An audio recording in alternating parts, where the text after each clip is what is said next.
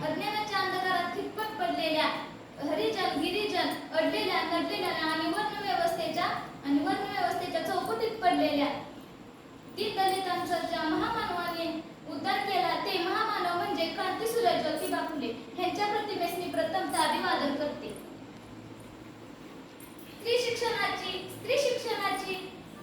स्त्री शिक्षणाची मुहूर्तमेढ तुम्ही रोवली आणि त्याच मुहूर्तमेढचा आज भव्य वृंदावन झाला आहे. त्याच फळ फुलांना आज सर्व बहरले गेले आहे आणि त्याच आज फळ फुलातून आज आवाज निघत आहे.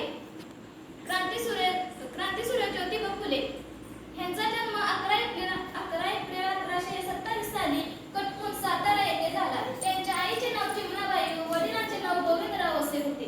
त्यांचे मूळ आडनाव गोरे असे होते, पण त्यांच्या वडिलांचा व्यवसाय हा फुलांचा होता, म्हणून सर्व त्यांना फुले म्हणून ओळखू लागले. भारतीय राज्यघटनेचे शिल्पकार डॉक्टर बाबासाहेब आंबेडकर हे ज्यांना गुरु मानायचे ते म्हणजे क्रांतीसूर्य ज्योतिबा फुले.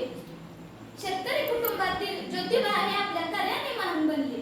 विद्येविना मती गेली, मतीविना नीती गेली, नीतीविना गती गेली, गतीविना वित्त गेले, वित्तविना शुद्ध खचले, इतके अनर्थ एका अविद्येने केले. एक असा काळ होता जिथे मुलींना शिक्षणापासून वंचित ठेवलं जात होतं, अभ्यासापासून दूर ठेवलं